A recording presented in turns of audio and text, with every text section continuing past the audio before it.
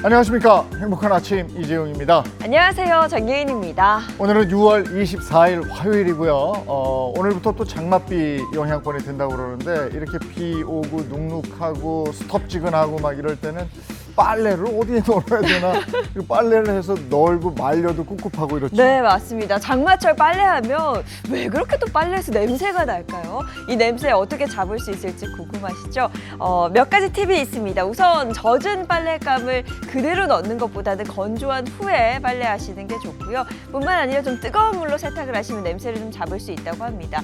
또 많은 분들께서 섬유 유연제 사용하실 텐데 장마철에는요, 이 섬유 유연제가 오히려 섬유 조직의 숨구멍을 막아서 냄새를 유발할 수 있다고 하니까요. 빨래하실 때 참고하시는 게 좋겠습니다.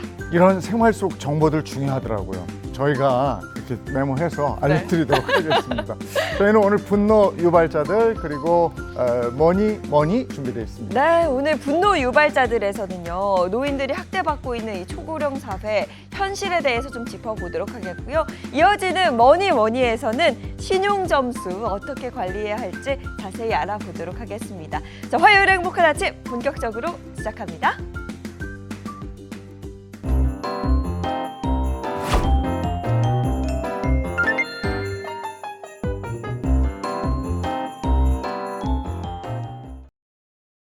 네, 화요일 아침에는 어떤 소식들이 들어와 있을까요? 모닝픽부터 시작하겠습니다. 손석구 평론가와 함께하죠. 어서 오세요. 안녕하세요. 네, 첫 번째 모닝픽입니다. 어떤 겁니까? 네, 첫 번째 모닝픽은 100점 만점에 70점입니다. 네, 뭔지 모르겠지만 100점 만점에 100점이었다면 참 좋았을 텐데 네. 70점이에요. 이게 뭘까요? 70점이면 미 아니에요? 수미안 같은. 네. 미 정도, 그쵸? 80점이 돼야 이제 우 정도 그죠, 그죠. 받을 텐데 우리나라 30대에서 60대까지의 노후 준비 수준이요. 100점 만점에 70점, 정확히는 69.9점으로 평가가 됐습니다. 지난 22일 한국보건사회연구원의 2014년 노후준비 실태조사와 관련된 연구에 따르면요. 대인관계, 건강, 또 여가, 재무 등 4개 영역에서 측정한 30대에서 60대의 노후준비 수준 점수 평균 69.9점이었는데요. 영역별로 보면 건강이 74.5점으로 가장 높았고요. 이어서 재무, 대인관계, 여가 순으로 나타났습니다. 은퇴 후 필요한 생활비 수준에 관해서도 조사했는데요. 평균 300만 원이었고요. 300만 원 이상이라고 응답한 비율도 57.6%였습니다. 응답자의 75.5%는 국민연금에 가입하거나 연금을 수급하고 있는데 이들의 월 평균 예상 수급 금액은 약 98만 원으로 확인됐습니다. 네, 절반 이상이 은퇴 후에 한 300만 원 정도는 있어야 된다 이렇게 생각을 하고 있는 건데 그리고 이번 보고서에서 눈에 띄는 지점이 있다고요? 네, 바로 이 노후 준비 수준에서 빈부격차가 뚜렷하게 나타나고 있는 겁니다. 경제 수준이 상이라고 답한 그룹의 노후 준비 점수는요, 73.4점인 반면에 하 그룹은 67.8점에 그쳤습니다. 세부 영역별로 살펴보면 이제 재무 영역에서 상 그룹과 하 그룹의 차이가 8.8점 벌어지는 것은 물론이고요. 여가에서는 7.1점, 대인관계 4.8점, 건강에서는 3.4점의 차이가 나타났습니다. 재무 영역에서 뿐만 아니라 건강이나 여가활동, 대인관계에서도 빈부격차가 드러난 것이죠. 이 같은 결과에 대해서 전문가들은 노후 준비 수준을 높이려면 노후를 준비할 틈도 없이 노령기를 맞은 사람이나 이 취약계층을 보호하는 사회적 안전망을 강화하는 구체적인 정책이 필요하다라고 조언했습니다. 네, 노후 준비 굉장히 중요하죠. 개인의 노력뿐 아니라 방금 말씀 주신 것처럼 정책적인 뒷받침도 중요해 보입니다. 자, 이어서 다음 모닝픽 전해주시죠. 네, 두 번째 모닝픽은 비비탄 난사의 2차 가해까지입니다. 이거 가만히 있는 개들한테 그 비비탄 난사한 그 네. 사건인데 네. 이거 정말 사회적으로 공분을 사고 있던데 네, 그렇습니다. 이거 어떻게 된 겁니까? 정황 좀 알려주세요. 네, 이 사건은요, 지난 8일 오전 1시경이었습니다. 경남 거제시의 이룸면 한 식당 마당에서 발생을 했는데요.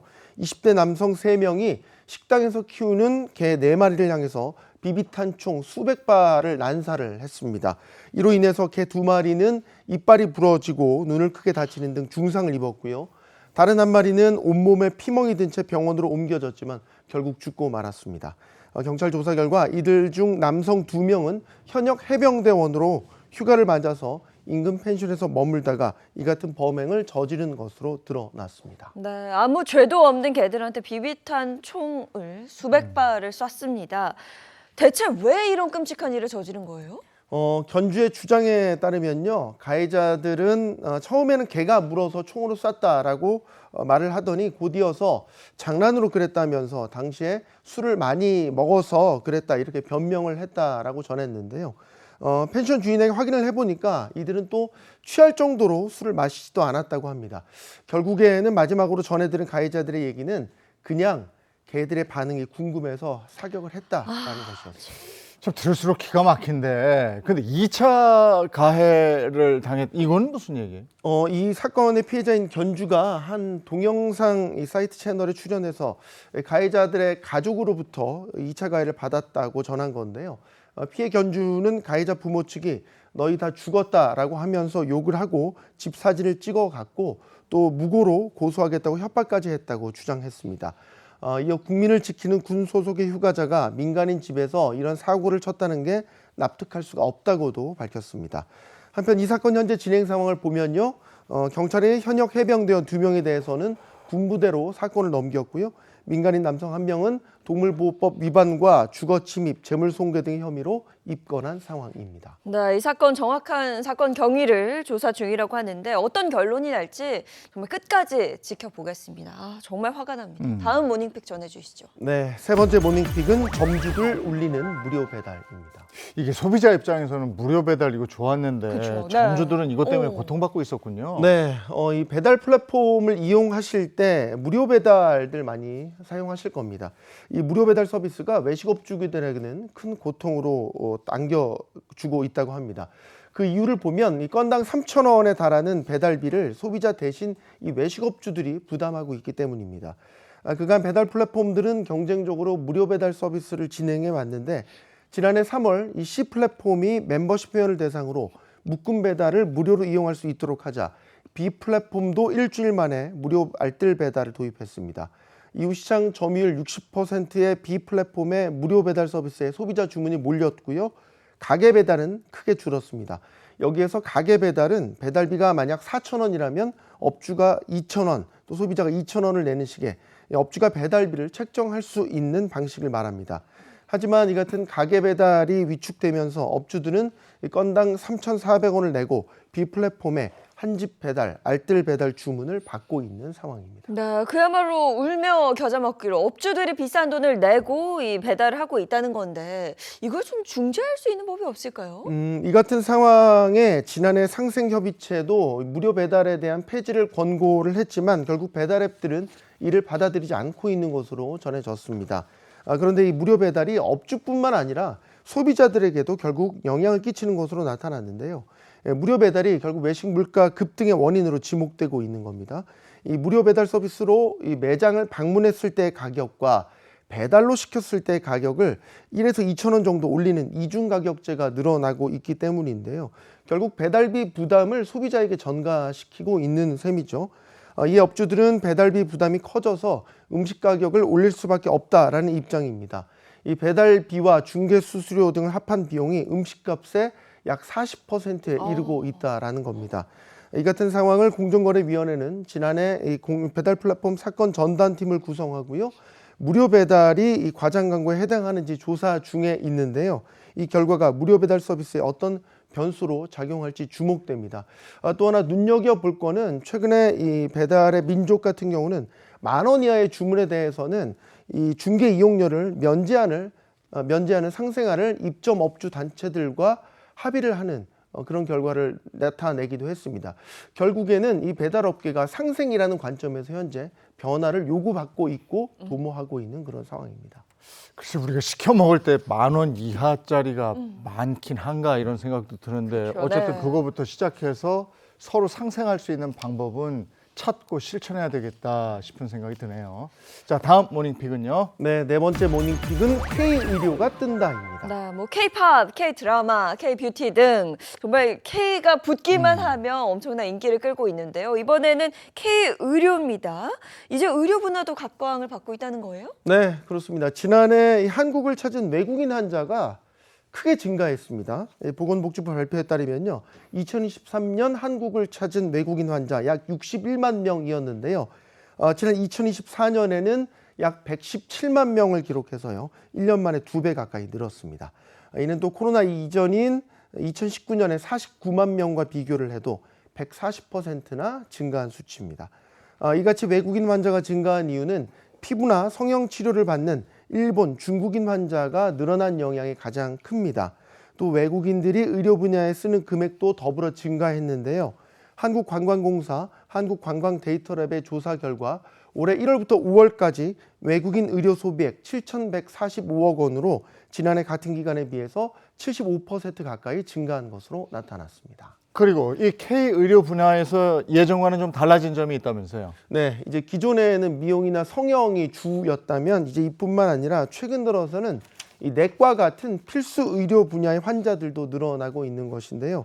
거기에다가 일본이나 중국뿐만 아니라 제3국의 환자도 꾸준히 늘고 있는 것으로 나타났습니다. 특히 의료계에서는 몽골과 러시아를 주목하고 있습니다. 몽골 환자는 지난해 25,731명을 기록해 사상 최고치였고요. 러시아 환자도 지난해 약 17,000명을 기록해서 전년 대비 12.9%가 증가한 것으로 나타났습니다. 또 진료 과목을 보면요. 몽골과 러시아는 필수과인 내과가 1위를 차지했습니다. 네, 저는 이 이유가 궁금해요. 몽골이나 러시아 환자들이 우리나라 병원, 그것도 내과를 찾는 이유는 뭘까요? 그 원인을 살펴보면요. 이 몽골과 러시아 환자들은 이 암이나 장기 이식 같은 현지에서 치료받기 어려운 병을 앓고 있는 환자가 찾아오는 경우가 많았습니다. 한마디로 치료가 절실한 환자들이 한국을 찾고 있는 것인데 이들 입장에서 한국 병원은 의료 기술이 뛰어나고 또 인프라도 잘 돼 있기 때문에 입국 절차나 비용을 감수하더라도 한국행을 택하고 있는 겁니다.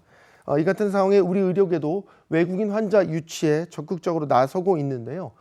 외국인 환자를 위해서 진료 예약부터 공항 픽업, 통역같이 전 과정을 담당하는 전담 코디네이터를 두고 있는 병원도 늘어나고 있습니다. 네, 의료 기술이 또 새로운 성장 동력이 되기도 한다. 네. 이런 얘기예요. 네, 여기까지 하겠습니다. 손석호 평론가와 함께했습니다. 고맙습니다. 고맙습니다. 네, 장마철에는 기상 정보 잘 확인하셔야 합니다. 오늘도 뭐 전국에 비가 내린다고 하는데요. 내리는 그 때가 각각 달라서 잘 보셔야겠습니다. 문다는 기상캐스터 날씨 자세히 전해주세요. 네, 지난 밤부터 제주와 남해안에는 장맛비가 다시 시작됐습니다. 오전부터 차차 확대되지만 비가 늦게 내리는 중부는 낮더위가 심하겠습니다. 제주와 남해안에 이미 내리고 있는 비는 오전에 그 밖의 남부지방으로 확대되는데요. 오후부터 경기 남부와 강원 남부, 충청으로 확대되면서 퇴근길이면 전국에 장맛비가 이어지겠습니다. 특히 남부는 오전부터 저녁 사이에, 중부는 오늘 늦은 오후부터 내일 새벽 사이에 강하고 많은 비가 집중될 텐데요. 시간당 10에서 20mm로 요란하게 쏟아지겠습니다. 이 정도는 우산이나 우비가 소용없을 정도입니다. 내일까지 예상되는 비의 양 보시면요. 영남에 최대 80mm, 그 밖에도 전국 대부분 60mm까지 양이 많겠는데요.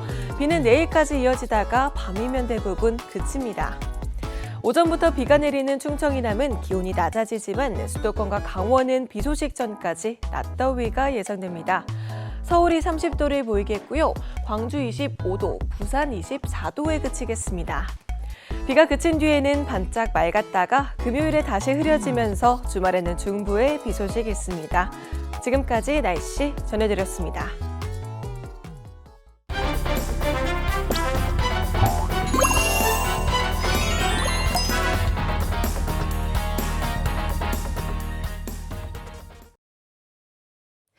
참을 수 없는 순간들 대신 분노해드리겠습니다. 속 터지는 현실을 파헤쳐보는 분노 유발자들. 오늘도 신인선 씨 그리고 김미경 변호사와 함께합니다. 어서 오세요. 안녕하세요. 자, 요즘 초고령 사회라는 말이 우리 사회를 관통하는 핵심 키워드가 됐습니다. 이 초고령 사회는요, 전체 인구 중에 65세 이상의 인구 비율이 20%를 넘는 사회를 말합니다. 실제로 우리나라는 지난해 12월 23일을 기준으로 65세 이상의 인구가 약 1,024만 명을 기록해서 유엔이 정한 초고령 사회 기준에 부합하는 국가가 됐는데요. 통계청은 65세 이상 인구가 2030 2030년에는 25.3%, 자 그리고 2050년에는 40% 수준까지 상승할 것으로 봤습니다. 2050년에 40%면 2050년이 되면, 그러니까 25년 후가 되면 10명 중 4명이 65세 이상의 노령층이 된다. 이건 이제 예정돼 있는 거고, 그렇죠. 그래서 초고령화 사회로 가는 건데 거기에 대한 준비가 돼 있는가? 준비는커녕 노인을 학대하고 방임하고, 그래서 노인이 된 것이 너무나 서러운 분들이 많다고 그래요. 오늘 그거 한번 짚어보겠습니다. 오늘의 주제는요. 자, 오늘의 분노유발자 주제입니다. 노인을 위한 나라는 없다? 초고령 사회 민낯입니다. 오래전에 어르신분들 생각을 하면 공경해야 될 대상, 그리고 삶의 지혜를 가르쳐 주시는 분들로 제가 되게 대견하고 감사한 분들로 생각을 했었는데, 요즘에는 우리 사회에서 상황에 따라서는요, 힘이 없고 소외되는 분들로 이렇게 판별되는 것 같아가지고 개인적으로 좀 많이 씁쓸합니다. 네, 그렇습니다. 초고령 사회, 그 안에서 고통받고 있는 노인들의 현실을 인선 씨가 또 유형별로 정리했다고요? 네, 맞습니다. 초고령 사회 민낯 첫 번째 유형 보여주세요. 첫 번째는요, 돌봄의 사각지대입니다. 네, 최근 한 설문조사 결과를 보니까요. 내가 늙고 또 아플 때 누구에게 의존하게 될까를 물었더니 40세 이상의 성인 10명 중에 4명이 요양보호사에게 의존하겠다, 이렇게 답을 했다고 합니다. 좀 더 자세히 관련 내용을 살펴보시면요. 고령이나 질병 등 내가 나중에 보살핌이 필요해졌을 때 예상되는 돌봄 주체에 대해서 말씀드린 대로 응답자의 39%가 요양보호사 등 돌봄 인력을 가장 많이 꼽았고요. 이어서 배우자가 35%, 또 본인 스스로가 21%, 그리고 전 이게 굉장히 놀라웠어요. 네. 자녀가 돌볼 것이다는 예상이 4%에 불과했습니다. 아, 이게 실제로도 예상과 결과가 일치하는 게요. 최근 건강보험연구원에서요, 발표한 보고서를 살펴보면 노인의 주 돌봄 제공자가 누구인지 조사를 해봤더니 요양보호사가 21.8%로 가장 높은 비율을 차지한 것으로 나타났습니다. 그만큼 이제 노후에 있어서 요양보호사의 역할이 굉장히 클 텐데, 네. 근데 이게 뭐 다는 아니고 일부에서 나오는 얘기입니다만은, 이 노인이 요양보호사에 의해서 학대당하고 있다, 이런 얘기들이 나와요. 네, 그런 얘기 종종 듣습니다. 계속해서 그런 일이 좀 반복되고는 있는데요. 자세히 어떤 내용인지 영상부터 보겠습니다. 자, 인천 남동구의 한 요양원입니다. 한 보호사가 거동이 불편한 80대 할머니의 기저귀를 갈아주다 갑자기 베개를 집어들고 위협을 가합니다. 이후 신경질적으로 몸을 밀치더니 주먹으로 팔을 내리치는데요. 어우. 그러다 갑자기 왼쪽 다리를 얼굴 높이까지 들어 올려서 그대로 꺾어버립니다. 뭐야? 저건 정말 신체적인 위협을 강하죠. 그걸로 다리가 부러질 거라고는 생각을 못했다. 이렇게 얘기를 하는 거예요. 자신이 하는 것이 학대인지도 모르는 사람인 거예요. 아니, 저 정도면 몸이 약한 할머니는 어디 다쳤을 것 같은데요. 네, 맞습니다. 이 일로 영상 속 80대 할머니는 대퇴골 골절로 전체 14주의 부상을 입고 수술을 받았다고 합니다. 아, 14주요? 근데 저렇게 하는 저 요양보호사 보니까 한두 번이 아니었을 것 같아요. 저게 처음이라고는 믿어지지가 않는데 실제로는 어땠나요? 네, 가족들은 이 사건이 있기 전부터 석연치 않은 상황들이 있었다고 전했는데요. 면회를 갈 때마다 할머니의 손등과 몸에 멍이 생겼다면서 이를 이상하게 여기고 요양원에 문의를 한 적이 있었다고 합니다. 당시 요양원 측은 할머니가 침대 난간을 세게 흔드는 과정에서 부딪혀서 그런 거라고 답을 했다고 하는데요.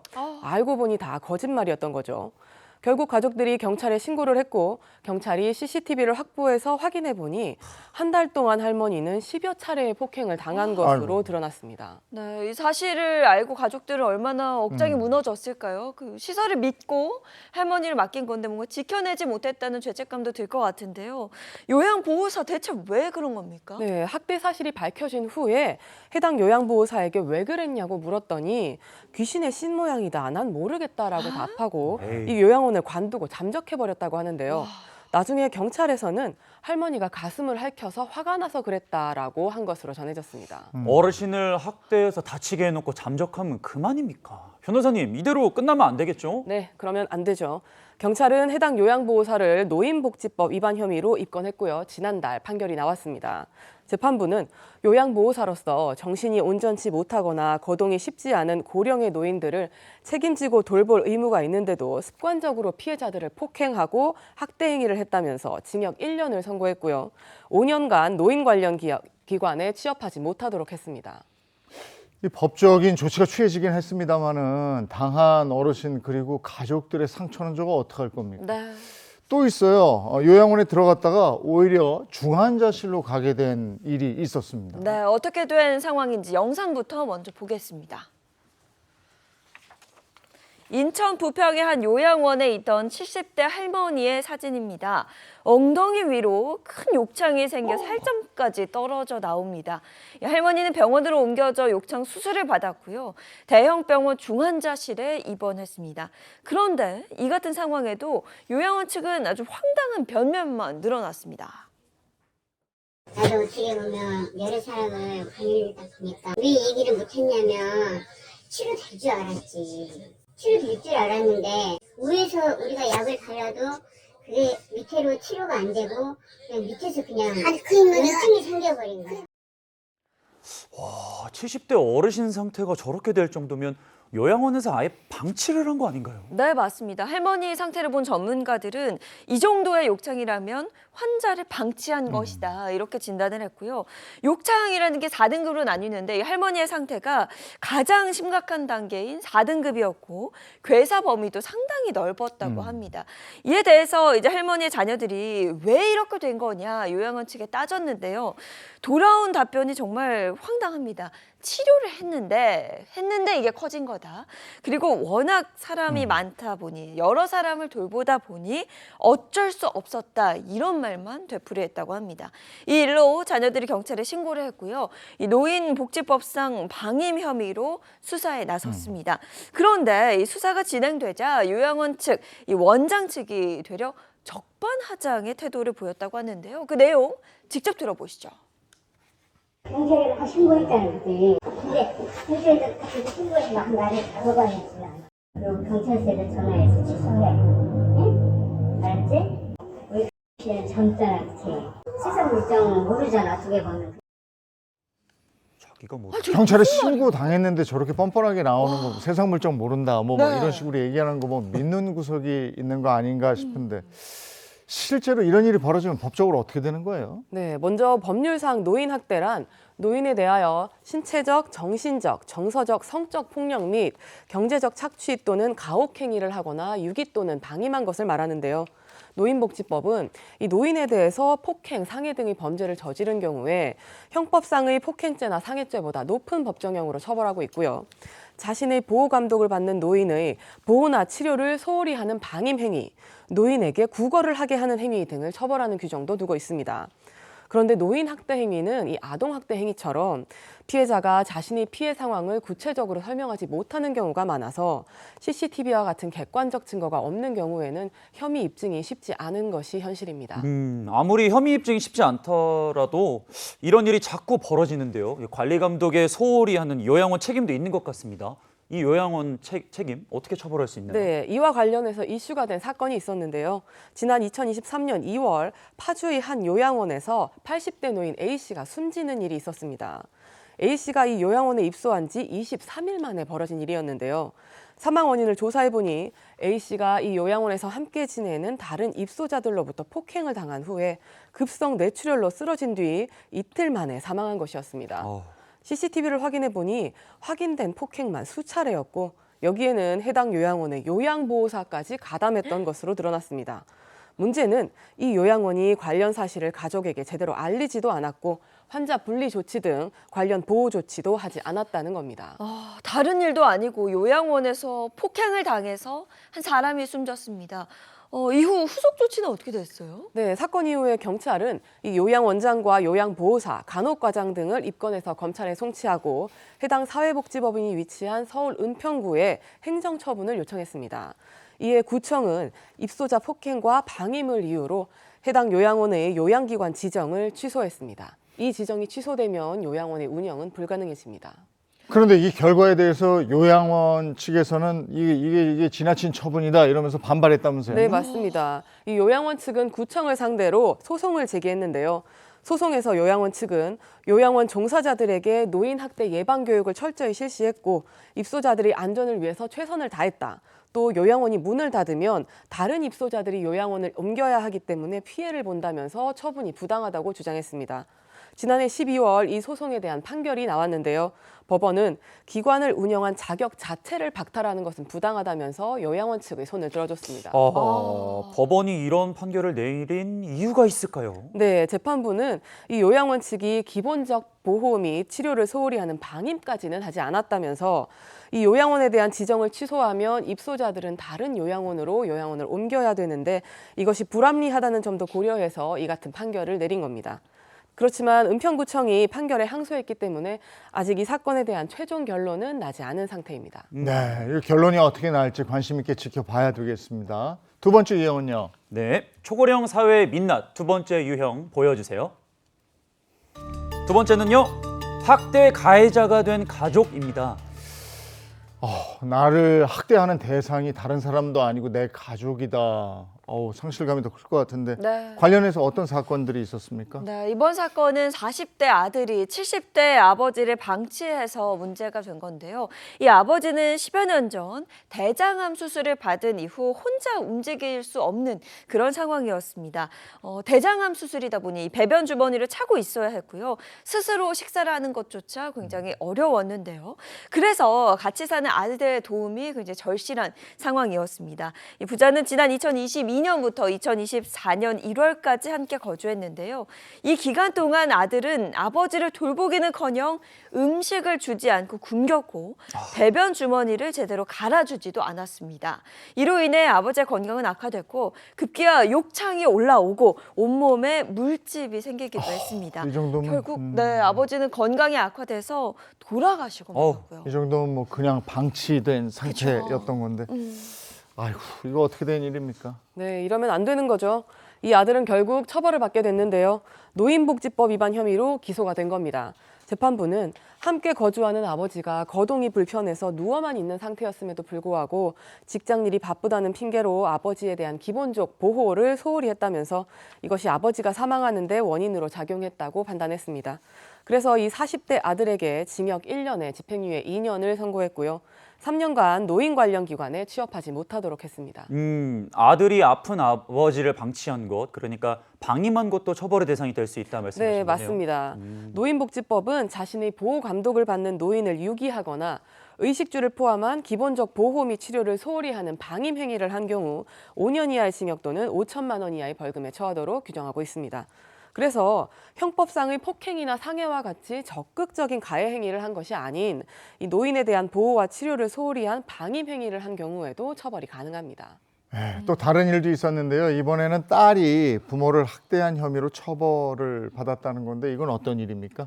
90대의 노모와 함께 살며 생활 전반을 의지하던 50대 딸 A씨는 어머니를 학대했다는 이유로 법정에 서게 됐는데요. 돈을 주지 않는다며 어머니를 지속적으로 괴롭혀왔기 때문이었습니다. A씨는 어머니가 돈을 주지 않는다는 이유로 깨진 그릇을 스스로 해치는 행동까지 하면서 나도 죽고 다 죽이겠다, 뛰어내리겠다라는 말을 서슴지 않았습니다. 또 요양보호사와 사회복지사가 집을 방문한 상태에서도 어머니에게 돈을 안 주면 가만히 아니겠다, 곱게 안 나가겠다는 등의 발언을 이어갔던 것으로 전해졌습니다. A씨는 재판에서 단순한 감정 표현일 뿐 학대 의도는 없었다라고 항변했지만 법원은 A씨의 행위를 정서적 학대로 판단했습니다. 결국 A씨는 노인복지법 위반죄로 벌금 100만 원을 선고받았는데 판결에 불복해 항소장을 제출한 상태입니다. 네, 뭐 정서적 학대도 학대죠. 근데 구체적으로 법적으로 정서적 학대에는 어떤 것들이 있는지가 좀 궁금해요. 네, 노인복지법은 정서적 학대에 대해서 정의 규정을 두고 있는데요. 정서적 학대 행위는 폭언, 협박, 위협 등으로 노인의 정신건강에 해를 끼치는 행위를 말합니다. 상대방에게 폭언이나 욕설 등을 하는 경우에 적용되는 모욕죄가 있는데요. 이 모욕죄는 상대방 외에 듣는 사람이 있었어야 성립합니다. 그런데 이 노인의 정서적 학대에 대해서는 듣는 사람이 없는 노인만 듣는 상태에서 폭언을 한 경우에도 이 노인복지법 위반에 해당하고요. 그래서 5년 이하의 징역 또는 5천만 원 이하의 벌금에 처해질 수 있습니다.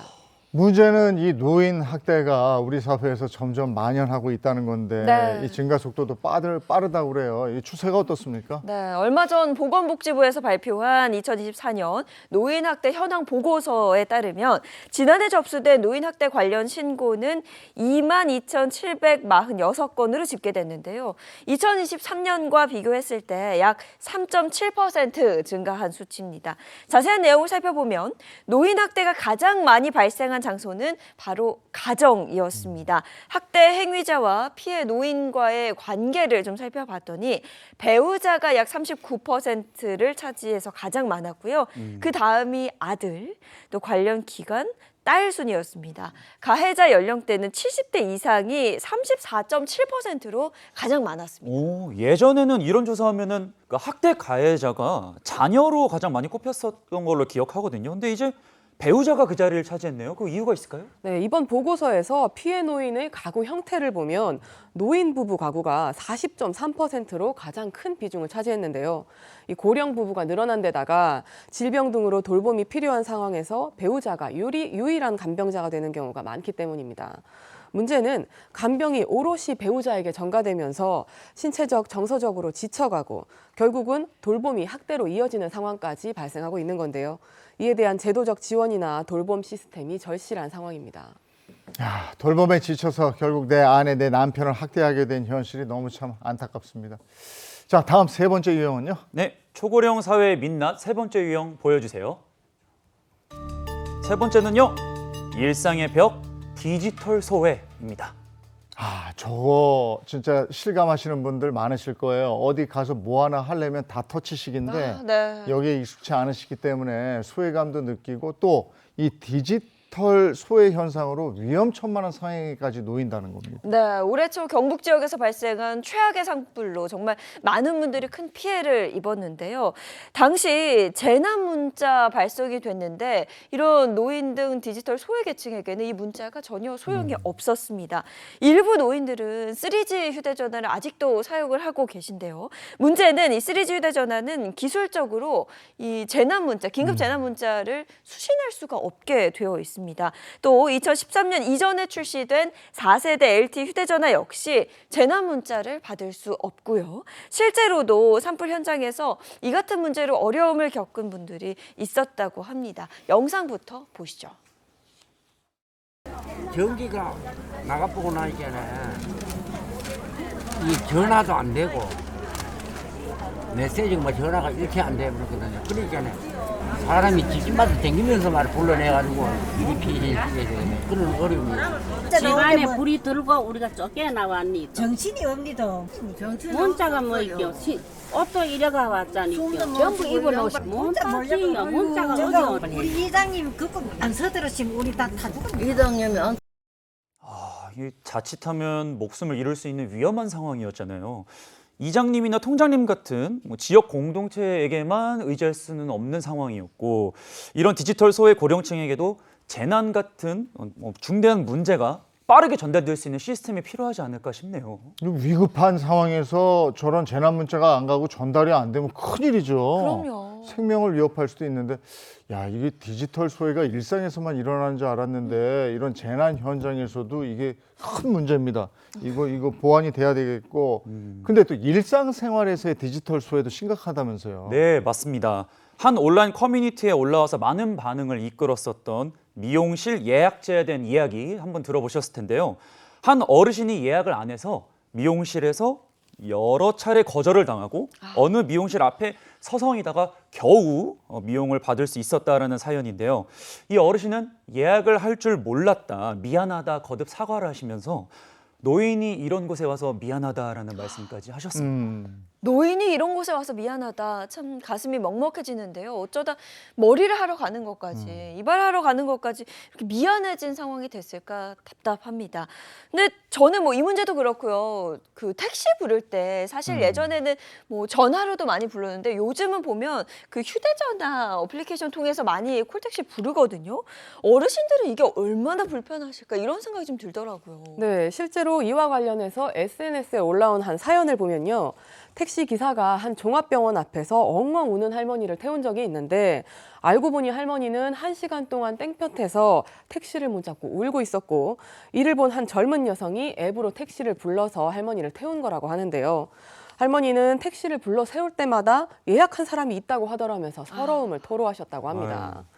이 할머니를 태웠던 택시기사는 그때부터 사람이 많은 곳에 가면 택시 앱을 켜지 않고 할머니 같은 노인들을 위해 운영하고 있다고 전하기도 했습니다. 이제 예전에는 그냥 이렇게 지나가는 택시 이렇게 하면 섰는데 네. 지금은 앱으로 불러야 그 택시가 오지 이게 잘 안 되거든요. 그렇죠. 네. 그리고 KTX 같은 거 예약을 할 때도 보면 명절 때도 한 90% 정도는 앱으로 또 예약을 하게 돼 있기 때문에 이제 어르신들은 어디 멀리 갈 때 내가 뭘 어떻게 해야 되나 하고 아이들한테 전화해서 좀 도와달라고 해야 되지 않을까 싶기도 하고 그래요. 이거는 거의 뭐 노인들의, 그러니까 어르신들의 이동권이 박탈된 게 아닌가라는 생각까지도 드는데 이동권은 법적으로 보장된 권리 아닌가요? 네, 맞습니다. 교통약자법이라는 법률이 있는데요. 이 교통약자법은 교통약자는 인간으로서의 존엄과 가치 및 행복을 추구할 권리를 보장받기 위하여 교통약자가 아닌 다른 사람들이 이용하는 교통수단, 여객시설, 도로를 차별 없이 안전하고 편리하게 이용하여 이동할 수 있는 권리를 가진다라고 해서 이동권에 대해서 규정하고 있습니다. 또 이를 위한 국가의 책무도 규정하고 있고요. 그런데 이 규정들로 인해서 뭐 앱을 이용하지 않아도 택시를 사용할 수 있도록 하는 제도를 만들어야 된다라는 등의 구체적인 의무가 도출되는 것은 아니기 때문에 이 노인의 이동권이 현실적으로 보장받게 되기까지는 시간이 더 필요할 것으로 보입니다. 저는 일상생활에서 제가 직접 겪은 일 중에 그 카페에 가면은 그 커피 시킬 때 키오스크 있지 않습니까? 네. 근데 제가 직접 주문을 대신 해드린 적도 있었습니다. 어딜 가도 사람 대신 이렇게 디지털 기기로 주문을 해야 되는 경우가 굉장히 많은데 이게 익숙하지 않으면 굉장히 곤욕스럽잖아요. 그렇죠. 어르신들이 키오스크 사용할 때 가장 어려운 점이 바로 뒷사람 눈치가 보여서라고 합니다. 사실 저만 해도 그렇거든요. 뒤에 사람 줄 쫙 서 있으면 막 마음이 급해서 뭘 눌러야 될지도 모르겠고 막 그런데 어르신들은 가뜩이나 낯설거든요. 익숙치 않은 상황에서 뭘 눌러서 주문하고 카드를 넣고 정말 어렵습니다. 더군다나 키오스크 안에 들어있는 용어들도 익숙하지 않아서 더 어려운데요. 최근 SNS에는 어떤 어르신이 도넛 키오스크 앞에서 솔드아웃을 계속해서 누르고 계셨다고 합니다. 그래서 뒷사람이 이제 알려준 거죠. 이게 어르신 이게 다 팔렸다는 뜻이에요라고 알려드리고 나서야 알게 됐다는 건데 이거 그냥 솔드아웃이 아니라 뭐 매진 이렇게 한글로 쓰면 되는데 왜 이렇게 꼭 영어를 써야 하는 건지도 잘 모르겠습니다. 네, 맞아요. 그 영어에 가깝지 않으신 어르신들이 어려워하시죠. 솔드아웃에 뭐 테이크아웃도 있고 뭐 소이 밀크 뭐 이런 것도 있고요. 맞아요. 라이트 시럽 그런 경우도 있습니다. 커피 한 잔 마시려고 하는데 이렇게 많은 것들 때문에 굉장히 기다리고 애를 쓰시더라고요. 맞습니다. 관련 보고서가 있는데요. 보건복지부의 2023 노인 실태 조사에 따르면 이 키오스크를 활용한 주문 및 접수는 65세 이상 노인의 17.9%만이 가능했습니다. 75세 이상으로 가면 10% 미만, 85세 이상으로 가면 3% 미만까지 떨어졌고요. 그만큼 고령층의 디지털 기기 사용이 익숙치 않은 상황인데요. 이 같은 현상에 지자체에서는 키오스크를 비롯한 디지털 기기 사용법을 교육하고요. 현장에 나가서 체험하는 식의 수업을 진행하고 있다고 합니다.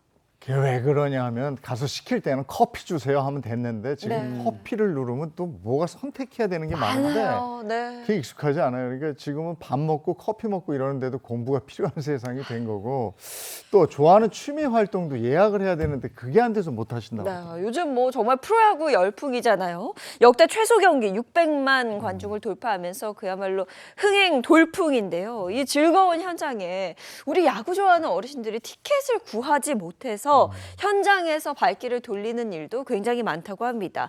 프로야구 티켓은 먼저 온라인 예매를 진행하고 남은 좌석만 현장에서 판매를 하는데 이 어르신들은 온라인 예매가 익숙치 않은 분들이 많고요. 또 요즘에는 온라인 예매부터 매진인 경우가 많아서요.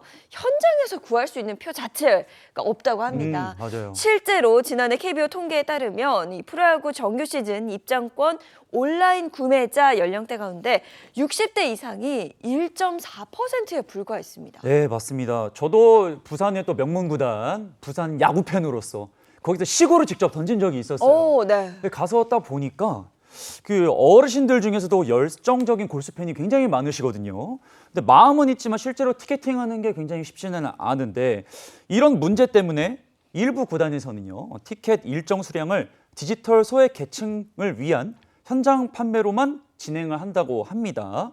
이런 방법들로 어르신들이 좋아하는 것들 마음껏 누리실 수 있는 기회가 조금이나마 완화됐으면 좋겠습니다. 아, 진짜 어르신까지 안 가고요. 저도요. 최근에 한 커피 회사에서 뭔가 상품인 걸 주는 게 있어요. 근데 오전 7시만 딱 되면 탁 해서 뭘 해야 된대. 저 몇 번 했다가 그냥 포기하고 지금 이러고 있거든요. 여러 가지 일상에서 이런 것들이 안 되고 그러다 보면 이걸 이용 못하는 노인분들은 내가 뒤처지는구나, 이 사회에서 내가 필요한가 이런 생각까지 하게 되는 상황이 오거든요. 네. 이거 어떻게 극복할 수 있는 방법이 없을까요? 네, 전문가들은 이 초고령 사회로 진입한 지금 디지털 기술의 발전 속도만큼이나 디지털 포용도 중요하다고 하면서 이 고령층을 위한 교육, 서비스 설계, 이 대면 시스템의 병행 유지가 필요하다고 지적하고 있습니다. 법적으로는 올해 1월에 제정된 디지털 포용법이 내년 1월에 시행되는데요. 이 디지털 포용법은 국가와 지방자치단체에게 사회의 모든 구성원이 지능정보 서비스 및 지능정보 제품에 원활하게 접근하여 이용할 수 있도록 하기 위한 시책을 마련한 의무를 부과하고 있습니다. 또 아까 말씀하신 키오스키 같은 무인 정보 단말기를 제조하는 자에게 이 디지털 취약 계층의 정보 접근 및 이용 편의를 증진하기 위한 조치를 취할 의무를 부여하고 있기 때문에 디지털 포용법이 시행되면 이 노인들의 디지털 소외 현상이 개선될 것으로 보입니다. 우리도 나이가 들면 노인이 되는 거거든요. 네, 그리고 그럼요. 우리 부모님들 노인이시잖아요. 좀 도와드리고 우리 사회가 같이 갈 수 있는 그런 분위기가 만들어졌으면 하는 생각이 또 한 번 들었습니다. 네. 김미경 변호사 고맙습니다. 고맙습니다.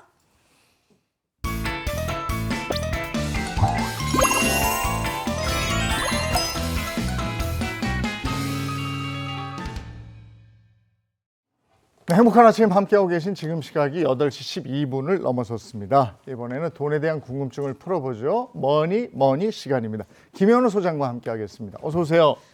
네, 안녕하세요. 네, 안녕하세요. 반갑습니다. 아, 여러분, 막 이 바쁘다 이 현대 사회에서 사실 우리들이 신경 써야 될 게 굉장히 많습니다.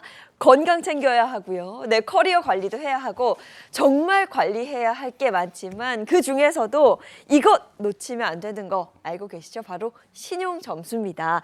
근데 요즘 이 신용 점수가 만만치 않은 게요. 지난달 이 5대 은행에서 돈을 빌린 대출자의 평균 신용 점수를 봤더니요. 937.4점이었다고 합니다. 역대 최고치라고 하는데요. 이제 은행에서 돈 빌리려면 어지간한 신용 점수로는 어렵다. 이렇게 좀 해석할 수 있을 것 같습니다. 네, 뭐 상황이 이렇다 보니까 신용점수 인플레이션이라는 말까지 나왔는데요. 이게 뭐냐면 예전과 다르게 대부분의 사람들이 신용점수 관리를 너무 잘하시는 거예요. 그러니까 점수가 다들 높아가지고 어느 정도 점수로는 뭐 대출 한도가 안 나오거나 아니면 뭐 신용카드의 한도가 늘어나지 않거나 오히려 줄어들거나 이런 경우들이 오히려 많다는 거죠. 그러니까 예전보다 오히려 신용점수 관리를 개인이 더 열심히 해야 되는 상황이 온 건데 그야말로 이제 신용점수의 상향 평준화 시대가 열렸다. 이렇게 보면 될 것 같습니다. 아주 작은 점수 차이도 당락이 되니까 네. 한 점 한 점 굉장히 소중해졌다라는 말씀이신데 수능 때보다 더 치열한 전략이 필요할 것 같습니다. 신용 점수, 우리 신용 점수의 티처스 김현우 생선님, 네. 소장님 어떻게 하면 신용 점수 좋아집니까? 네, 이 신용점수 평가 방법은 굉장히 다양합니다. 그래서 여러 가지를 잘 고민을 해보셔야 되는데요. 그래서 내 신용점수 도대체 어떻게 누가 매기는 건지 그리고 왜 떨어지는지 혹은 어떻게 하면 더 올릴 수 있는지 오늘은 이 신용점수 관리 방법에 대해서 자세하게 알아보도록 하겠습니다. 네, 그럼 자세한 이야기, 목이 메이네요. 자세한 얘기 나눠보기 전에 자 톡방 열어서 오늘의 고민부터 확인해 보겠습니다. 톡방 열어주세요. 인선, 아까 보니까 표정이 안 좋던데 너 혹시 무슨 일 있어? 아이, 별일 아니야. 그냥 컨디션이 좀 별로야. 어허, 감히 나를 속일 테냐? 뭔데? 아이, 말해봐. 아니, 화를 내? 아니 대출을 받을까 좀 알아보는데 내 신용 점수가 뚝 떨어졌더라고. 아니 같은 신씨인데 신용으로 살아온 난데 너무 속상해. 아니 너무 속상해하지 마. 근데 신용점수 왜 떨어진 거예요? 나도 모르겠어. 아니 여태껏 카드값 밀린 적도 없는데. 뭔가 잘못된 거 아니야? 대체 뭐 때문인지 찾아보자. 그래요. 대체 뭐 때문일까? 네. 이거죠. 지금 신인선 씨가 신용 점수가 떨어졌다고 볼멘 소리가 나왔는데 도대체 뭘로 평가하는 거예요? 네, 이 신용 점수는 진짜 정말 다양한 요소를 복합적으로 평가를 합니다. 이 비중은 좀 다를 수 있지만 이 신용 점수를 낼 때 중요하게 보는 몇 가지가 있거든요. 일단 첫 번째는 상환 이력입니다. 그러니까 돈을 제때 잘 갚았느냐, 즉 연체 없이 제 날짜에 성실히 상환했느냐, 이걸 살펴보는 건데요. 신용카드 대금 같은 경우에도 우리가 정해진 날짜에 이 돈이 빠져나가야 되잖아요. 그런 날짜들을 잘 지켰는지, 혹은 뭐 대출을 받았는데 대출 이자나 원금 상환일을 제때제때 잘 지켰는지, 이런 요소들을 평가를 하는 거고요. 만약에 제 날짜에 잘 갚았다라고 한다면 긍정적으로 봐서 점수를 조금씩 올려줍니다. 반대로 우리가 이제 금액이나 기간에 따라서 다르긴 한데 연체가 됐다라고 한다면 신용 점수에 안 좋다는 건 다들 아시잖아요. 이게 금액이 클수록 또 기간이 길수록 아주 부정적인 영향을 미치게 됩니다. 특히나 오래된 이 장기 연체 같은 경우에는 더 문제가 생기는데요.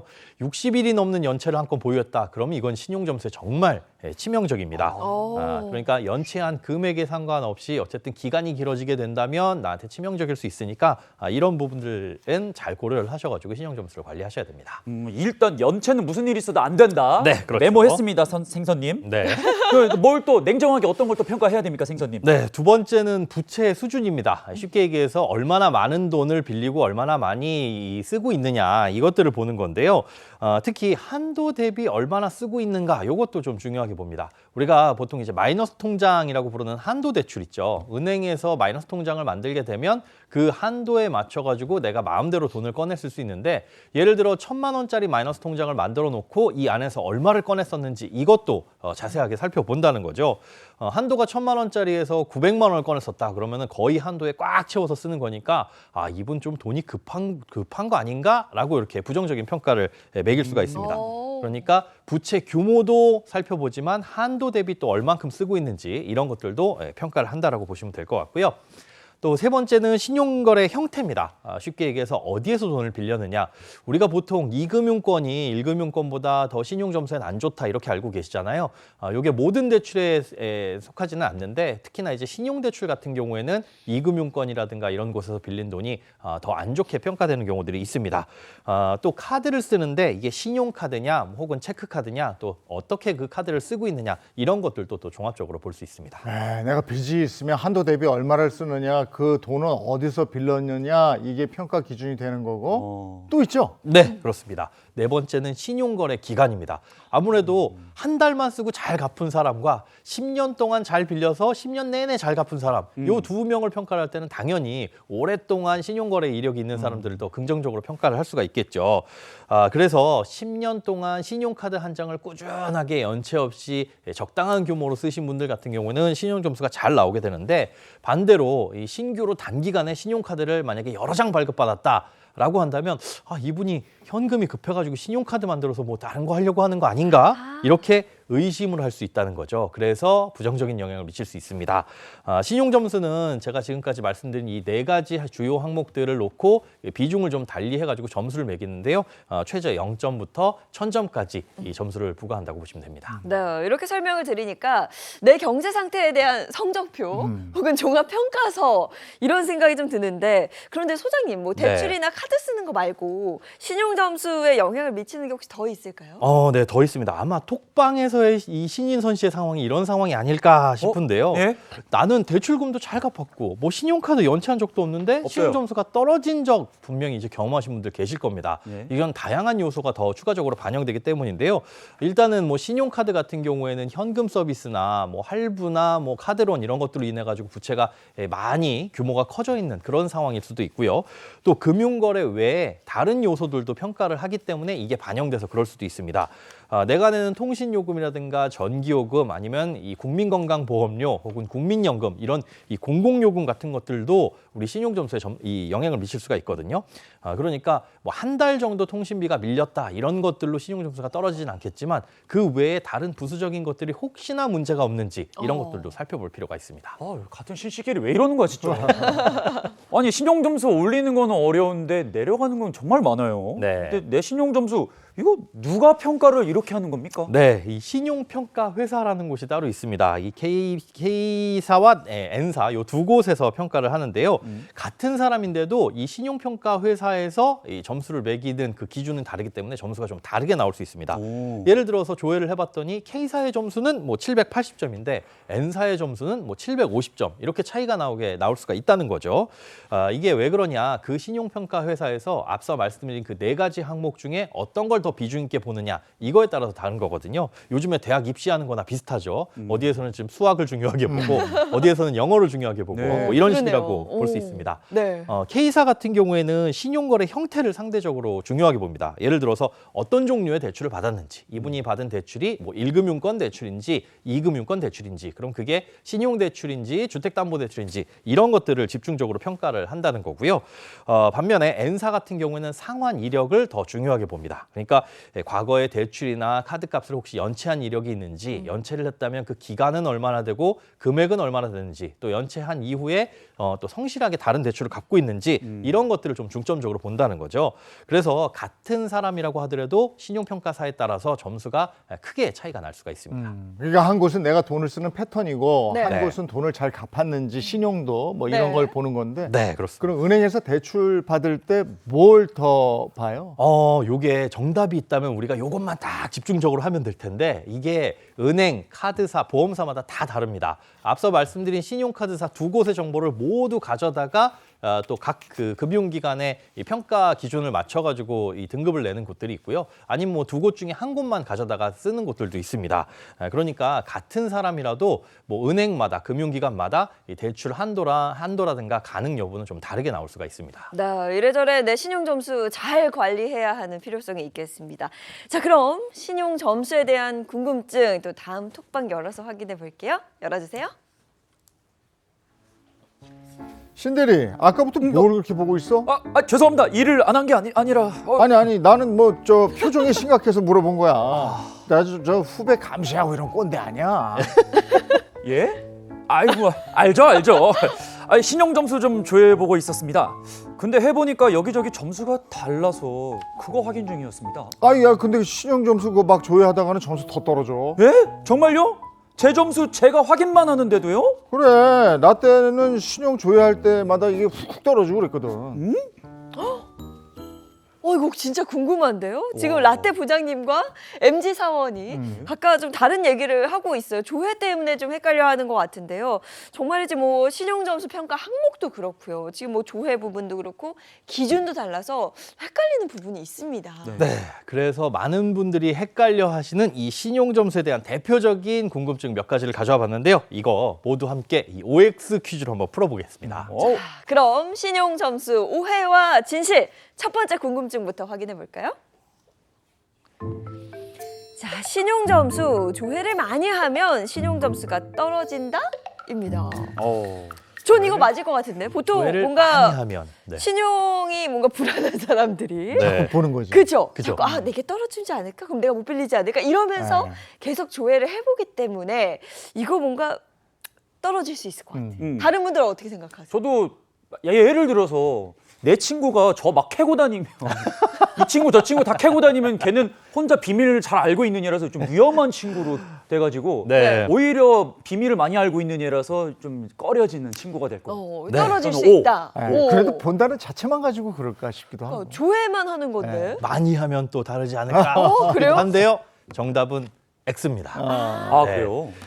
이게 과거에는 실제로 조회만 하더라도 신용점수가 떨어졌던 시절이 있었어요. 그래서 라떼 부장님이 그러신 것 같은데 2011년 10월 이후부터는 신용조회 사실이 신용평가에 불이익을 주지 않도록 제도가 개선됐습니다.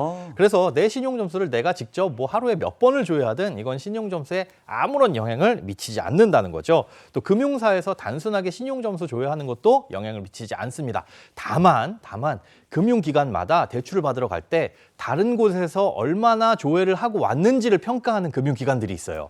그러니까 예를 들어 A라는 은행에서 대출을 받으러 갔는데 이 은행의 평가 점수가 다른 곳에서 10번의 신용조회를 하고 왔네? 이분 다른 곳에 다 거절났구나. 그럼 위험할 수 있겠네 해서 이 신용대출을 거절하거나 하는 사례들도 있으니까 요거는 좀 참고를 하실 필요가 있습니다. 근데 이거 제 신용 점수 어디서 확인하는 거예요? 이거 모르는 친구들도 많던데. 네, 일단 한국신용정보원이라는 곳에 들어가시면요, 본인 신용정보 열람 서비스가 있는데 여기서 보셔도 되고요. 또 K사나 N사 같은 이 신용평가 회사에 직접 들어가셔서 보시는 것도 뭐 1년에 3번까지는 무료로 가능합니다. 또 요즘에는 인터넷 은행 들어가시면은 하루에도 수십 번씩 무료로 조회할 수 있는 서비스를 제공하고 있으니까 한 번쯤 보시면 좋을 것 같아요. 궁금하다. 신용 점수 조회 자체가 신용 등급을 떨어뜨리진 않는다. 않는다. 네. 예, 이거고요. 자, 다음 거 보겠습니다. 오해와 진실 두 번째 궁금증입니다. 카드값 연체 하루 이틀 정도는 신용 점수에 지장이 없다. 전 글쎄 이거는 어때요? 어떻게 생각하세요? 저는 있을 것 같아요. 하루 이틀도 지장이 있을 것 같아요. 난 이거 하루 이틀 해봐서 알거든. 지장 없어요. 진짜요? 아, 유경험자. 그래요? 신용 점수 좋으신 거 아니에요? 하루 이틀 정도는 괜찮아요. 이미 좋아서 그런 거 아닌가? 저는 이제 원래 그런 거 있잖아요. 네. 조그마한 버릇이 모여가지고 네. 바늘도둑이 소도둑 된다고. 예. 이거 큰일 납니다. 하루 이틀 주면 안 됩니다. 네. 근데? 자, 과연 그럼 뭐가 정답일지. 네. 정답은 O입니다. 역시 네. 경험자. 경험자. 오, 신용 등급. 오. 이게 하루 이틀 연체 정도로는 사실 신용평가 회사에 바로 넘어가진 않아요. 다만 이게 장기 연체 이력이 있느냐 없느냐에 따라서 달라질 수 있습니다. 과거에 장기 연체 이력이 있는 사람, 그러니까 과거에 한 연체해가지고 뭔가 사고를 일으킨 사람이 있는 경우에는 연체 금액이 10만 원 이상, 그리고 연체 기간이 5일 이상인 경우에는 바로 신용평가 회사에 통보가 되고요. 장기 연체 이력이 없다. 그리고 연체 금액이 30만 원 미만 또는 30일 미만인 단기 연체를 한 건만 갖고 있다. 이런 경우에는 신용 점수에 부정적인 영향을 미치진 않는데 그래도 연체는 금물입니다. 네. 그래도. 아니 하루 넘으니까 바로 전화 오더라고요. 맞아. 깜빡할 수 있죠. 오늘 넣을게요. 오늘 넣어놓을게요. 근데 정말 저는 오해와 진실 이렇게 재밌는 네. 경우도 처음인 것 같아요. 현실 속에서 맞아요. 우리가 궁금했던 부분을 파헤쳐 주시는 것 같은데, 자, 그러면 세 번째 신용 점수 오해와 진실 한번 확인해 보겠습니다. 보여주세요. 이것도 궁금합니다. 마이너스 통장 개설만 해도 신용 점수가 떨어진다. 이거는 오 아닐까요? 저는 오해일 것 같아요. 개설했다는 것만으로도 이건 떨어질 제가 수 이제 있다. 써봤기 때문에. 오늘 다 나온다. 개설만으로 그게 떨어지지 않습니다. 그래요? 네. 그래요? 진짜 저도 그럴 것 같아요. 네. 어차피 안 쓰는 건데 뭐. 야, 이미 답안지를 다 보신 분이네요. 그러면 다 정답을 경험입니다. 바로, 공개하겠습니다. 바로 만들기만 해도 떨어진다? 그렇진 않습니다. 맞아요. 네, 말씀하신 것처럼 이 마이너스 통장 같은 경우는 개설 직후에 약간의 신용 점수가 조금 떨어질 수는 있어요. 그런데 개설 자체가 그렇게 큰 영향을 미치진 않습니다. 이 마이너스 통장 같은 경우는 만들어 놓고 쓰냐 안 쓰냐가 더 중요한 거거든요. 그래서 일반 대출 같은 경우에는 일단 돈을 빌리면은 바로 그 돈을 쓸 수 있기 때문에 이 신용 점수에 부정적인 영향을 미치지만 마이너스 통장은 만들어만 놓고 어느 정도 쓰는지 이걸 평가하는 거라서 실제 사용 금액만큼만 부채로 계산이 된다. 이렇게 생각을 하시면 될 것 같습니다. 네. 자, 계속해서 궁금증 또 확인해 보도록 하겠습니다. 자, 그럼 네 번째 궁금증 보여주세요. 자, 신용카드 많이 쓸수록 신용 점수 오른다?입니다. 우리가 뭐니 통해서 네. 많이 알아봤잖아요. 근데 시간을 통해서 카드 잘 쓰면은 신용 점수 오를 수 있다 이렇게 생각하는데. 많이 쓸수록인데 많이 쓰고 잘 갚을수록 이렇게 돼야 되는 거 아닌가? 많이 쓰고. 쓰기만 하고 잘 못 갚으면 안 되는 거잖아. 네. 잘 갚는다라고 했을 때는 잘 갚는다라고 했을 때 그러면 올라가지 않을까? 그렇죠. 이거 은행 거 좋아할 거 아니에요, 오히려. 네. 자, 여기에 이 많이는 금액의 많이라고 보시면 될 것 같은데요. 정답은 X입니다. 그래요? 네. 그래요? 금액을 이게 사실 신용카드는 연체 없이 오래 쓰는 것이 중요합니다. 그런데 한도를 꽉 채워 쓰거나 아니면 사용 금액이 갑자기 늘어난다. 그래서 신용 점수 약간 떨어지신 분들 중에 지난달에 냉장고를 샀는데 신용카드로 샀다. 이런 경우에는 신용 점수가 2, 3점, 3, 4점씩 떨어지는 경우들이 있어요. 그래요? 예, 평상시의 금액보다 많이 쓰게 되면 이것도 부정적인 영향을 미칩니다. 보통은 신용카드 한도의 한 30%에서 50% 이내에서 쓰시는 게 좋습니다라고 알려져 있거든요. 한도 대비 사용 비율이 낮을수록 그리고 오래 쓸수록 좋은 점수를 받을 수가 있습니다. 선생님, 이건 진짜 대본이 없는 개인적인 질문인데. 네. 그 한도를 꽉 채워서 썼어요. 네. 근데 또 쓰고 싶잖아요. 네. 써야 될 때가 있어. 네. 근데 그래서 제가 그 지금 결제를 했어요. 지금 결제. 예, 통장으로 빠져나가고. 네네네네. 지금 결제를 해서 한도가 다시 늘어났단 말이죠. 네네. 그거 또 채워서 썼어요. 네. 그럼 그렇게 많이 사용하면 그거 안 좋나요? 안 좋은 겁니다. 그래요? 그리고 지금 말씀하셨으니까 1년 그렇게 내내. 바로 지금 결제, 즉시 결제하는 시스템이 있어요. 즉시 결제를 한다고 해서 신용 점수에 긍정적인 영향 미치는 거 아니니까 미리미리 뭐 갚으면 좋겠지. 예, 이것도 오해라고 생각하시면 됩니다. 어쨌든 적당히 사용하도록 네. 하겠습니다. 네. 네. 근데 신용카드 얘기가 이제 계속 나와서 네. 말씀드리는 건데 카드를 몇 장 가지고 있는지 네. 또 보유 기간이 어떻게 됐는지에 따라 신용 점수가 영향을 끼칠 수 있나요? 네, 있습니다. 이 신용카드를 몇 장 갖고 있는지 그 자체로는 신용 점수에 그렇게 큰 영향을 미치진 않아요. 네. 그러니까 뭐 정상적으로 이용하고 뭐 오랫동안 연체 없이 사용했다 그러면 문제가 없는데 다만 오래 사용한 카드를 해지하게 되면 이 경우에는 신용 점수가 오히려 떨어질 수 있습니다. 이건 내가 여지껏 잘 열심히 공부를 한 이력을 다 삭제해 버리는 거나 마찬가지거든요. 이 숙제 검사 받으러 가서 숙제할 내용을 전혀 안 갖고 온 거나 마찬가지죠. 그래서 카드를 오래 잘 썼다면 그 카드를 해지하지 마시고 유지를 하시는 것도 중요하고요. 오래된 신용카드를 해지해야만 할 때는 그냥 카드만 쓰지 마시고 신용카드 이 탈퇴 같은 거 이런 것들은 안 하시는 게 오히려 더 유리합니다. 네. 그러면 신용카드 전혀 안 쓰고 체크카드만 쓴다 하는 분들도 계시거든요. 네, 제가 그런 분 봤습니다. 근데 대출을 30년 동안 나는 대출 한번 받아본 적 없고 신용카드 한번 써본 적 없는데 요번에 은행 가서 대출 받으러 갔더니 거절당했다라고 하면서 억울해 하시더라고요. 이 체크카드만 사용한다고 해서는 신용 점수가 올라가지 않습니다. 이 체크카드는 신용거래가 아니라 내 통장에서 돈이 빠져나가는 구조잖아요. 그러니까 신용평가를 하기 위해 직접적인 근거가 되긴 좀 부족해요. 그런데 신용카드는 카드사로부터 돈을 얼마간 빌려 쓰고 제 날짜에 갚는지 안 갚는지를 판단할 수 있기 때문에 신용점수에 반영이 되는 거죠. 반면에 체크카드 같은 경우는 뭐 상환 이력이나 신용사용 내역이 없어서 점수로 보기에는 점수를 평가하기에는 좀 제한적입니다. 물론 이제 체크카드도 일정 금액 이상 꾸준히 사용하면 이 신용점수에 긍정적인 영향을 미치긴 하는데 이거는 그냥 소위 플러스 알파라고 보시면 돼요. 그러니까 내가 신용점수가 좋은데 여기서 조금 더 올리는 방법이 뭐가 있을까? 그럴 때 체크카드를 사용하시면 약간의 가산점 정도를 받을 수 있는 거지 평상시에 이 체크카드로서는 이 신용점수를 올리기가 굉장히 어렵습니다. 네, 신용 점수에 관한 오해와 진실 한번 들어봤고요. 다음 궁금증 톡방 열어서 확인해 보겠습니다. 보여주세요. 인선 이번 주 주말에 뭐해? 오랜만에 패밀리 레스토랑이나 갈까? 너 거기 할인 많이 되는 카드 있잖아. 어우야, 나 그 카드 없앴다가 신용 점수 떨어졌잖아. 오래 쓰던 거라 새 카드 만들어서 없앴더니 그것 때문에 점수 나락갔음. 진짜? 아 그래도 뭐 다시 회복할 방법 있겠지. 신용 점수 한 번 떨어지면 회복하기 힘들다고 하던데 나 망했어. 아니야, 방법이 있겠지. 너무 걱정하지 마. 한번 떨어진 신용 점수 회복하는 방법. 이게 진짜 어려운가? 신용 점수 회복하는 데 있어서 제일 중요한 게 뭡니까? 이게 진짜 신용 점수가 한번 떨어지면 올리기가 굉장히 어렵습니다. 이미 만약에 연체가 생겼다 그러면 이거 빨리 복구하셔야 되는데요. 자, 예를 들어서 연체금이 20만 원이든 200만 원이든 그 기간이 하루라도 더 늘어나지 않게 빨리빨리 상환을 하시는 게 좋습니다. 보통 아유 이미 연체됐는데 뭐 어때? 조금 있다가 돈 생기면 갚지 이렇게 생각하시면 그 연체 기간이 길어질수록 더 회복하기가 어렵거든요. 그래서 시간이 지나면 사라지겠지라고 생각하시면 안 되고 갚고 나서 그 이후에 빨리 이 회복을 하는 노력을 기울이셔야 됩니다. 어떻게든 빨리 갚고 네. 그 이후에 연체 없이 성실하게 갚아가는 모습을 보여주는 게 최선이겠네요. 그렇습니다. 그게 기본이자 최선이라고 할 수 있고요. 한 가지 더 이제 신용 점수를 회복할 수 있는 방법을 말씀드리자면 제가 처음에 신용평가서에서 금융거래 이력뿐만 아니라 비금융 정보까지도 이 신용평가에 들어갈 수 있다라고 말씀을 드렸잖아요. 요즘은 이런 것들을 이용해서 우리가 신용 점수를 오히려 올릴 수 있는 방법들이 있습니다.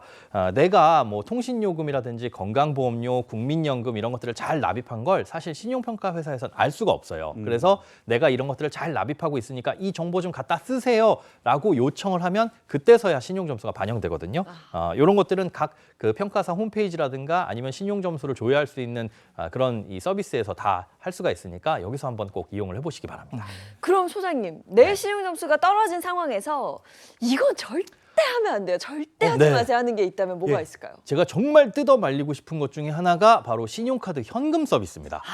신용카드 현금 서비스는 단기 소액 고금리 대출이거든요. 그러니까 이 대출을 받는데 뭐 10만 원 단위에서 100만 원 단위로 상대적으로 소액이에요. 그런데 금리가 거의 20%에 육박하죠. 맞아요. 그러니까 이런 것들을 받게 되면 신용평가사나 은행에서 어떻게 이 사람을 보느냐? 와, 이 사람이 돈 10만 원도 없어가지고 20%짜리 대출을 받았어? 이거 큰 돈 빌려주면 안 되겠구나. 이렇게 평가를 하고 하거든요. 그래서 신용카드 현금 서비스는 절대 쓰시면 안 되고요. 점수를 회복하시고 싶다 그러면 연체는 즉시 해소하고 비금융 거래 실적 이것도 다시 정보를 넘기시고요. 또 현금 서비스는 절대 하시면 안 된다라는 거 이거 명심해 두셨으면 좋겠습니다. 네, 자 그럼 이제 신용 점수 관리 어떻게 하면 좋을지 체크리스트로 정리해 보겠습니다. 보여주세요.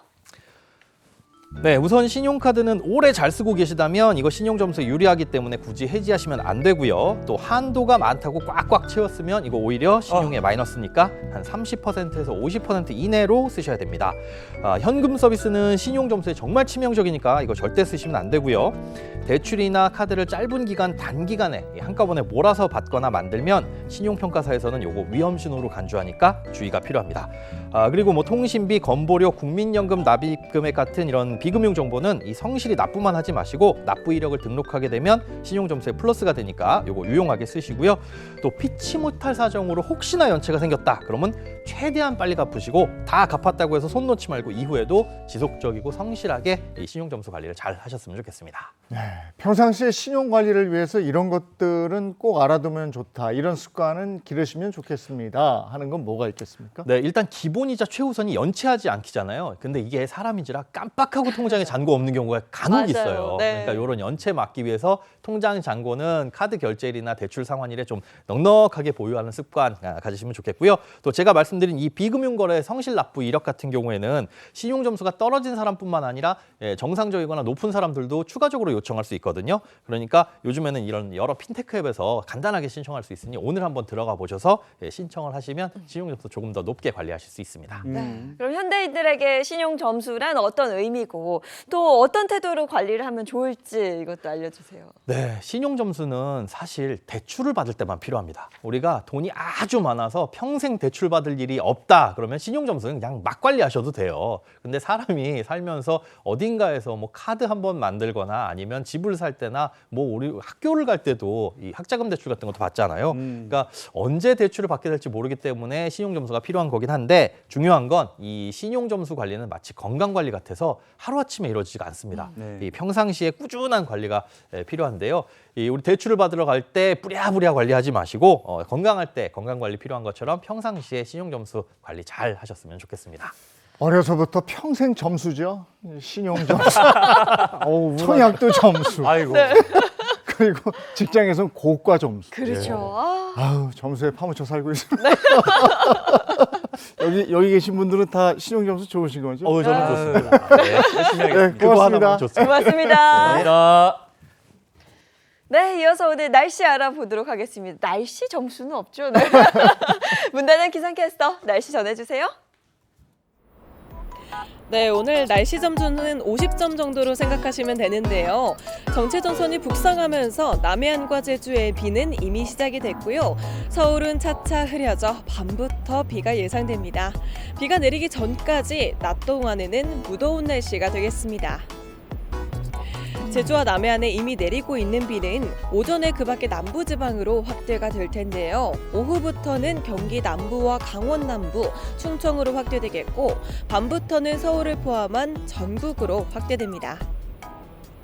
특히 남부는 오늘 오전부터 저녁 사이에, 중부지방은 오늘 늦은 오후부터 내일 새벽 사이에 강하고 많은 비가 예상되는데요. 시간당 10에서 20mm 정도로 요란하게 내리겠습니다. 이 정도의 비는 우산과 우비도 소용없을 정도입니다. 내일까지 예상되는 비의 양 보시면요. 영남 지역에 최대 80mm, 그 밖에 전국 대부분 최대 60mm 정도로 많은 양의 비가 예상이 되는데요. 비는 내일까지 이어지다가 밤이면 대부분 그치겠습니다. 오전부터 비가 내리는 충청 이남 지역은 낮 기온이 낮아지지만 수도권과 강원 지역은 무더위가 예상이 되는데요.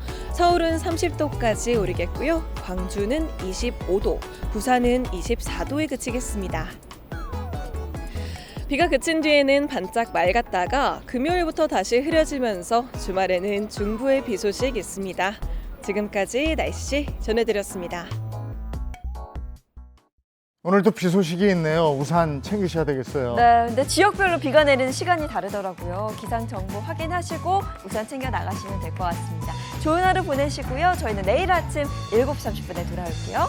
행복한 아침. 행복한 하루 되십시오. 고맙습니다. 고맙습니다. 즐거운 밤 오아시스에서 Save the next channel